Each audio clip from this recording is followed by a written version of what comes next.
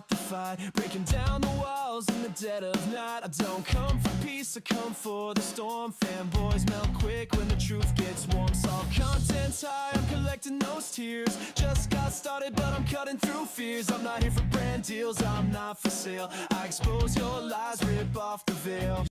Hey everyone, see, I got more salt content for you. No more compilations, maybe one more this week. I'm sorry, but we're gonna have to deal with it.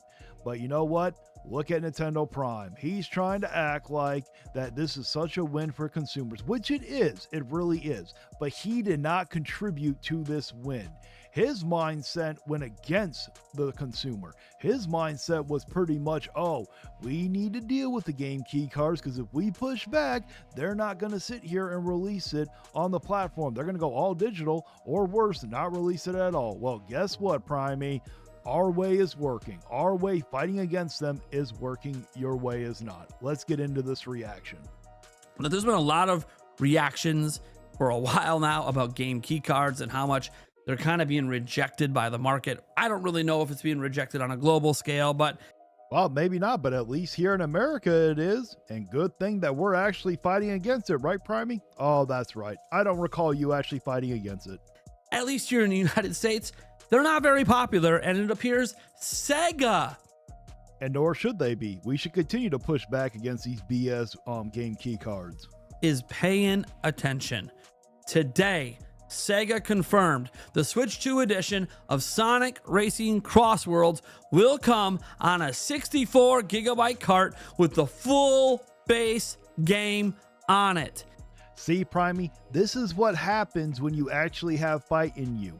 When you sit here, refuse to accept the BS practices, you sit here and put your foot down, you don't bend the knee, don't get blown out, then change actually happens. Because I recall when you were sitting here talking about this, you were like, well, I don't think you said these words word for word, but this is how you were implying, and this is how a lot of us took it.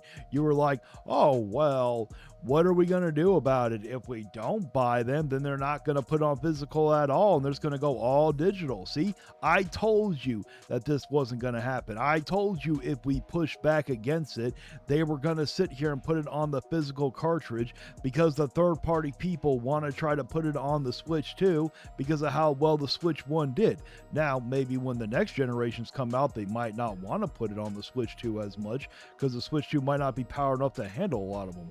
I still want to know how it's going to be able to handle Grand Theft Auto 6.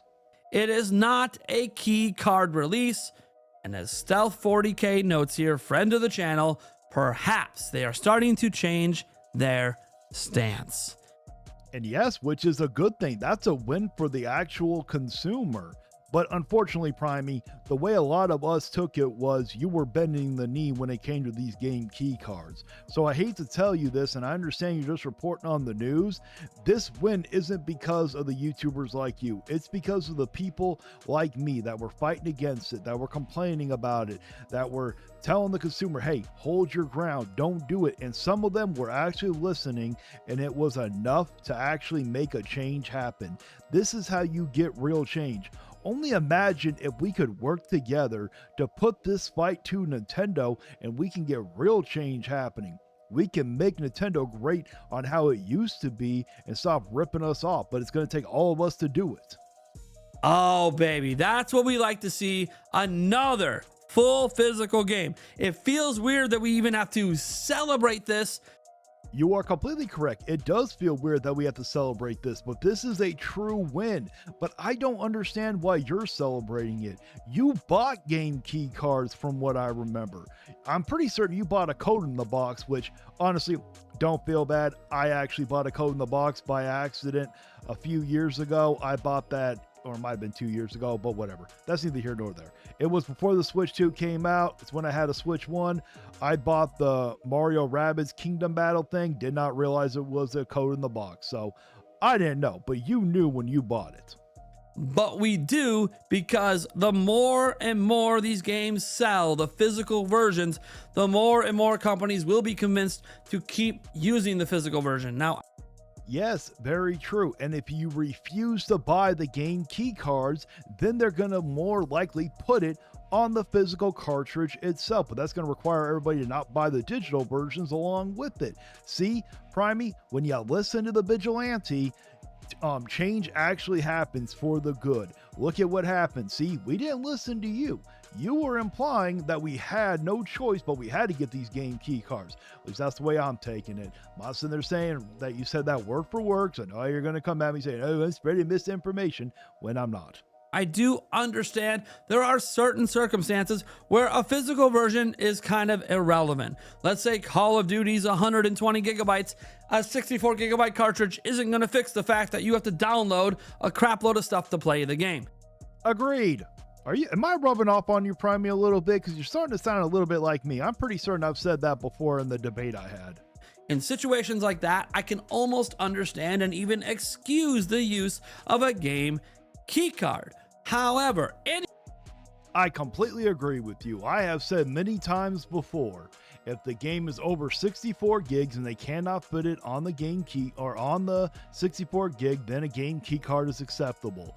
Or if it's a small game like Tetris or Bravely Default and the only option is a 64 gig or a game key card, I do not blame them for using it. But places like Capcom, when they could have fit Street Fighter 6 on the full card, they chose not to do it. Or how about Split Fiction? They chose not to do it. Or how about Yakuza 0? They also chose not to do it. So in those situations, no, that is absolutely unacceptable. any game that could fit fully the normal version without DLC on the actual 64 gigabyte cartridge should use it. So again, I think game key cards are okay in circumstances where your base game cannot fit on the actual cartridge. Agreed, Primey. Come on, let's get on with it. I ain't got all damn day. But that does not apply to all games. There are obviously games it does apply to, but literally not all of them. And Sonic Racing Crossworlds is not one of those games that it applies to. So yes, and good. And the real people like me and the consumers that actually made this change happen. Unfortunately, Primey, you weren't the one that did it, but it was rumored that it was supposed to be a game key card. I'm pretty certain they actually came out and said it, but that's neither here nor there. It was supposed to be a game key card, but the rest of us pushed back. That's why Nintendo got worried. Why do you think they were releasing that survey in Japan? They wouldn't have done it if they weren't worried about it to begin with. I'm very happy they made this decision, and I hope that this continues to be a decision that at least the AAA publishers choose to use. Indie developers, I know cutting corners and saving as much money on publishing is something you have to look forward to, or you. And I'm very glad that you're happy that this change happened. And you're welcome, Primey, because we sat here and stood up. We sat here and took the fight on. Unfortunately, you did not. Want to do, so game key cards may make more sense, but I'm telling you, even you indie publishers, the first one of you that dares to say, screw it, we're going to put it on a cartridge, it's going to probably sell well. And that honestly depends how much they sell that game for. Because if they sit here and take like a Tetris game, for instance, put on a physical cartridge and want to charge $60 for, I do not see Tetris of all games selling at $60, just to be honest. I honestly think the $40 is a little too high for that game. Maybe it'll be Team Cherry with Silk Song. Something to think about. I think that game would sell very well as a physical cartridge. That also depends on the price. Maybe if they put Hollow Knight and Hollow Knight Silk Song together on a physical cartridge, then yes, I think it will sell well. But if it's Hollow Knight Silk Song itself, I don't know how well it would sell, but it's also going to depend on the price. And I find it funny because if you go and watch his podcast that he did right after this one, this video came out earlier that day. He's wearing the exact same shirt, but he sits there and does the podcast. He kind of sings a little bit of a different tone. Here, let's check it out. A recent game just said Dragon Quest 1+2. Dragon Quest, yeah. Yeah. HG2D is a full They physical. finally answered the question for me, though. Yeah. Full physical on Switch 1, but Switch 2 is a key card. Should they be required to offer an upgrade? Well, they're obviously not. Which I honestly think they should. But let's be honest. We all know why they're not going to sit here and require that upgrade, or why they're not even going to do the upgrade for that matter. The reason why they're not going to do it is because they're going to make more money re-releasing the exact same game. Yes, it is a better version of that game, but it's still nonetheless the same version. Doing a upgrade path of some sort isn't gonna sit there and make them as much money. As we know, I'm actually kind of surprised Square is being that way. Well, it's because you guys allowed the Hogwarts people, or WB, to get away with it with Hogwarts Legacy. That's why they're doing it. They saw how much money they're probably making. They're like, why don't we try it out? I mean, do I think they should be required? I think it's hard for any platform holder to just tell studios how to release their games. No, it's not. You know, Nintendo had no problem doing it back during when the gaming crash was going on, and they caused it to recover. They implemented saying, hey, if you're going to release games, you got to follow this criteria. I think that's a dangerous slope. And I don't think it's dangerous because, you know, it puts Nintendo back in the era of the seal of quality, and you can't release your game on our platform without it. Too bad they don't sit here and hold that seal of quality towards that Mario Kart world. There's no way they would have sat here and released a game like that at that price with that much lack of content. And the problem with that is it drove everyone away when we got to the N64 era. Primey, come on. You're sitting here trying to sit here and say that they drove all those third-party away because of all that. You know damn well a lot of it had to do with the cartridges, because Nintendo made a very poor business decision picking cartridges over discs. They could have picked discs instead, and it would have been far cheaper for everyone to develop on. That is one of the big reasons. Also, Sony sitting here sending those companies money to release them exclusive on their platform. That probably had a lot to do with it too. At least I'm going to be honest about the whole situation. But Primey, no, they need to be required to do it. We need to fight back against this. Earlier in your video, you're sitting here talking about it was a win for us that Sega is putting it on a physical cartridge instead of a game key card. How do you think that happened? Not with the mentality you have. It happened with us actually fighting against it, whining and crying, speaking out. That's how change happens. It was fine when the industry was crashing and we had to fix the slot problem. But there's so many great games coming out right now, and the cream of the crop rises to the top these days, that Nintendo needs to not be alienating third parties. Primey, Nintendo, it doesn't matter if they alienate third parties or not. They don't need third parties to be successful. Look at the Switch 1, became in the top 3 greatest selling consoles of all time, and they had very little third party support. It sucks. I think it's one thing to try to, we want them to make a stand for the consumer, and the stand will just be, we're not releasing your games on your platform anymore. We made a stand against Sega. Look what happened. Now with your mentality, that's the problem. You're so worried about the third party going away, and we both know the reason why you want third party to stay on Nintendo. Come on here. Me and you both know that reason why. I don't need to go into details.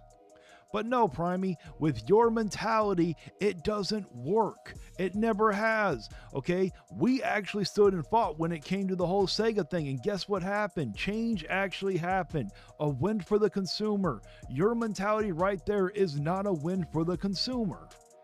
And now it's time to read off the members of the channel. We got Koros Objective, Maximilian Pegasus 88, Mattfox 94, Watari, Shade Milkman, Oh No Is Justin, Brian Payne, Jay Wesby 65, Andy Ritz, Sea Stars Piplup, Cam, and Austrius Lane. Thank you so much for becoming members of the crew. And if you truly enjoy this content, why don't you think about becoming a member? It's only $1 a month. You get special emotes, badges, and you get a shout out at the end of each video until it becomes too long, and then it'll be turned into a credit roll. And also, I got an awesome merch lined up for you guys. I got amazing shirts, hoodies, I got coffee mugs, I got desk mats, I got a bunch of different kinds, so why don't you check it out also. And please like, share, and subscribe. And until next time, guys, stay vigilant. You can cry in the comments, but you won't survive. Like and subscribe if you feel that vibe. We're hot and salty.